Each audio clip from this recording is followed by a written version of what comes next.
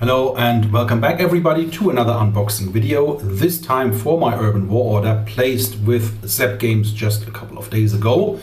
Details for Seb-Games and this order are in the description. Now Seb just took over the Urban War range from Scotia Grendel and many items I ordered are not yet on the website, so please do bear with them. All you Urban War veterans out there, welcome back and rejoice. The range is now in a very good location, very good position, and Seb will hopefully release the third edition of the rules at some point next year. Now, Urban War, for everybody who doesn't know it yet, is a skirmish game in the 28 to 32 millimeter range. It has a total of 8 factions, although the Neo-Iskandrians are currently out of print because the molds are not being usable. That's something for later. And I have played Urban War for about 15 years. I have a substantial collection scattered all over the world. So when Sebastian took over the range, I placed my first of hopefully many orders to add to this scattered collection and to regain all the items that I have lost or no access to. So let's stop the talking, get unboxing and reviewing. And the first faction that I want to look at, or the first miniature that I want to look at, is the Pyro Cyclosynth for the Syntha. The Syntha are the robots and AI faction. So let's get this out here. Oh yes, this is a really nice miniature. So it always takes me a little bit of time to organize which part goes where. So actually this is not the bottom, this is the back. And it goes like so.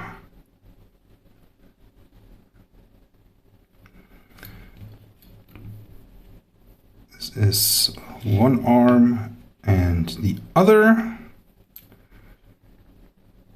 And I see this minimal flash here and very gentle mold lines, so there is definitely enough life in these molds to last us a very long time. Let's get them packed up, and then we move to another of the large miniatures, which is the Executioner Claw for the Vasa faction. Now I already have quite a substantial collection, so I will also do a couple of videos introducing the various factions and give a little bit of background how they play and what my recommendations are on what to get when you decide to play this particular faction. Now this is the Executioner Claw, and one thing I'm going to do is I am going to check what items are already on Seb's website and give you a link to those as well. Now this guy has a huge sword to tackle other mechs. Claws were introduced after a couple of years to expand the Urban War range, and every faction as of now has 2, with 2 more coming in the expansion Claw Team Actions 2.0, or in this case 3.0. Maybe we can even integrate it in the actual rulebook. That would be really superb. But again, I see the mold lines are very, very faint and very little flash. So these big guys were a bit of a pain to build and also to cast. And I know many Urban War players didn't really get into CTA. But in my opinion, these are among the nicest mechs that are in the market these days. So this is the Vasa faction, and the Vasa faction acts a little bit as a police in the universe of Urban War. Now the next faction is the exact opposites. It's the Triads Crime Syndicate, which is a sub-faction actually of the Vasa. A little bit on the background is when the Iskandrian War kicks off, the Vasa and the Junkers, another faction that we are going to look at in a moment, initially decide to not get too deeply involved there and use their proxies, the Vasa, the Triads, and the Junkers, the Gladiators, which I will also have a couple of miniatures in a moment. And very soon both main factions are drawn into the conflict. And more on this background in the forthcoming book, hopefully forthcoming book. I just got off the horn with Seb, and he is thinking about re-releasing the Iskandria Planetary Data book. So that would be really, really great. But the Triads, this is the Dragon Launcher team. It's basically the Triad version of a multi-launch rocket system. Yeah. Now, one of the things that drew me to Urban War initially is that the miniatures are really, really nice. They have a bit of a steampunkish, old school style in design. And the other thing that really drew me to it is they are not overloaded with detail.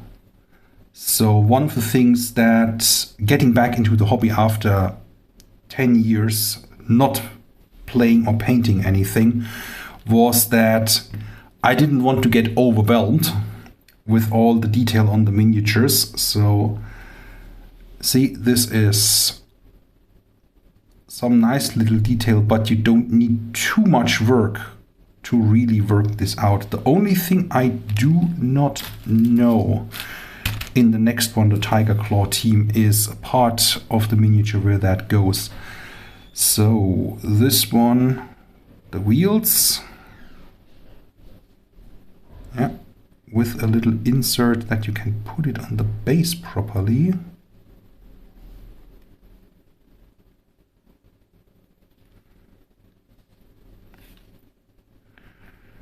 And this one goes here.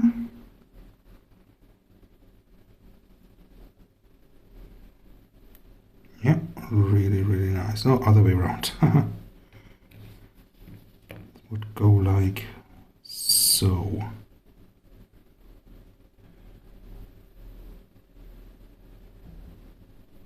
Yeah, beautiful. Okay, this is the Dragon Launcher. I already have a strike team for those, of course. And there is going to be a couple of more miniatures in a month or so to round out what I already got. Now, the Tiger Claw team is the bazooka team of the Triads. And one of the things that I always recommend players is, yes, these are nice miniatures. You can use them for other games as well, obviously. I really don't know what those are or where those go. Looks like rockets. Now we have this guy.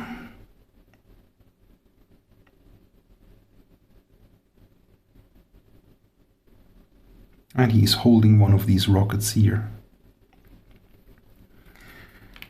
And we have this guy who holds the actual launcher. Really nice. Yeah, I don't really take the Tiger Claw or the Viridian Bazooka with me unless I know I'm going to go against claws or a faction that has and is likely going to use big mechs such as the Sinta or even other Triads. And we come to the Junkers faction, and this one is an exosuit with his banner. Goes here. And this guy carries a flamethrower and a power fist called Cestus. Now, that is his head. And here is the cut off. Need to be a bit careful with those, because that is a bit too close cut. But other than that, considering that these molds are really, really old, some of these molds, especially with the older sculpts, are close to 20 years. So I say it again, old school miniatures and really, really nice. So a bit more about the Junkers. Basically, they are, or in their society, convicts are automatically sentenced to a term in the military, and if they survive the implantation of a behavioral control device called Neurospike and serve their term, they often turn out to a different group called the Praetorians. But every Junker begins their life as a convict, as an auxiliar armed with a sword and a battle shield. So life is very cheap in the Junkers Legion.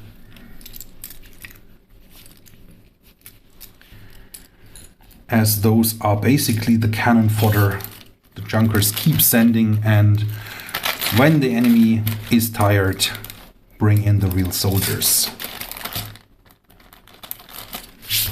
So,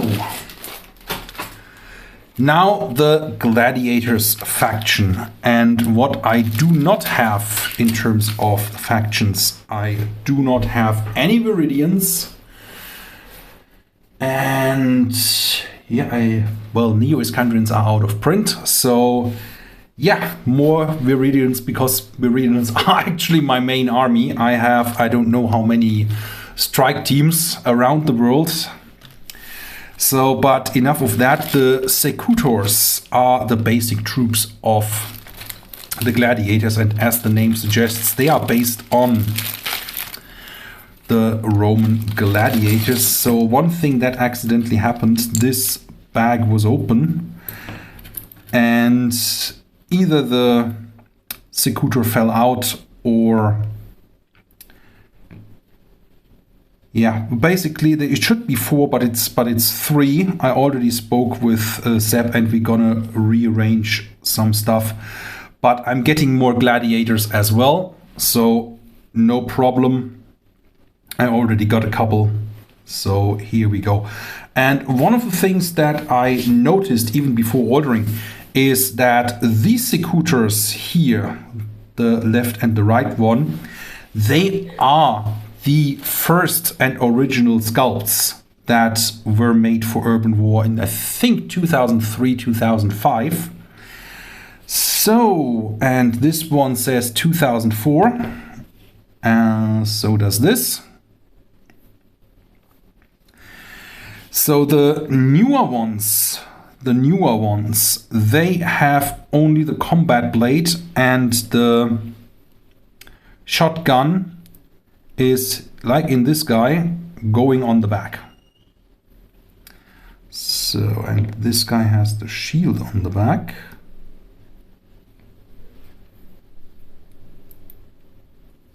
Yep. So either way, some people prefer this, prefer them with the shotguns, others prefer them with the blade. They are really nice miniatures. And there is a bit of crazy and circus games associated with them, because that is their background. So I bought 2 command models for the gladiators. First of them is Brennus. And Brennus has a hammer and a blade. And he is really giving me Roman circus vibes based on the Asterix novels. Really nice. And again, this guy is sculpted 2006. So the mold is about 17 years old. And from the miniature that I got, you can't really see any of that. So they are the molds and the miniatures are very, very well designed. So yeah, obviously it doesn't go in because the hammer is there, but I think you can get the picture. So the second model and the last miniature in this order, like I said, there will be at least 2 more. This one is Rhiannon, and she is a Retiarius. She has a net launcher here on her left arm, and she has, here we go.